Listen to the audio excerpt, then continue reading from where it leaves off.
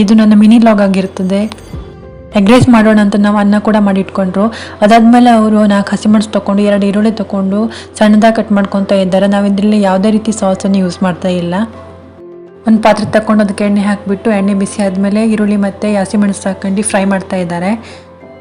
ಅದಾದಮೇಲೆ ನಾವು 4 ಮೊಟ್ಟೆನ ಯೂಸ್ ಮಾಡ್ತಾ ಇದ್ದೀವಿ. ಜಾಸ್ತಿ ಮೊಟ್ಟೆ ಹಾಕಿದ್ರಿಂದ ಟೇಸ್ಟ್ ಕೂಡ ಒಳ್ಳೆಯದಿರುತ್ತೆ. ಹಾಗೆ ಜಿಂಜರ್ ಪೇಸ್ಟನ್ನು ಆ್ಯಡ್ ಮಾಡಿದ್ದೀವಿ. ಅದಾದಮೇಲೆ ಮೊಟ್ಟೆ ಹಾಕಿಬಿಟ್ಟು ಕರೆಕ್ಟಾಗಿ ಮಿಕ್ಸ್ ಮಾಡ್ತಾ ಇದ್ದಾರೆ. ಇವಾಗ ಅನ್ನನ ಆ್ಯಡ್ ಮಾಡ್ತಾ ಇದ್ದಾರೆ. ಅದಾದಮೇಲೆ ಮಸಾಲ ಹಾಕ್ತಾ ಇದ್ದಾರೆ. ನಾವಿಲ್ಲಿ ಯಾವುದೇ ರೀತಿ ಸಾಸನ್ನು ಯೂಸ್ ಮಾಡ್ತಾ ಇಲ್ಲ, ಸಿಂಪಲ್ ಆಗಿ ರೆಸಿಪಿ ಮಾಡ್ತಿದ್ದಾರೆ. ಇವಾಗ ರುಚಿಗೆ ತಕ್ಕಷ್ಟು ಉಪ್ಪನ್ನು ಆ್ಯಡ್ ಮಾಡ್ತಿದ್ದಾರೆ. ಅದಾದಮೇಲೆ ನಾನು ಕೊತ್ತಂಬರಿ ಸೊಪ್ಪನ್ನು ಆ್ಯಡ್ ಮಾಡಿದ್ದೆ. ಸಿಂಪಲ್ ರೆಸಿಪಿ, ನೀವು ಒಂದ್ಸಲ ಟ್ರೈ ಮಾಡಿ. ಎಗ್ ರೈಸ್ ರೆಡಿ ಆದಮೇಲೆ ವೇಟ್ ಅಂತೂ ಮಾಡೋಕ್ಕಾಗಲ್ಲ, ಹಸಿವೆ ಆಗಿತ್ತು, ತಿನ್ನೋದೇ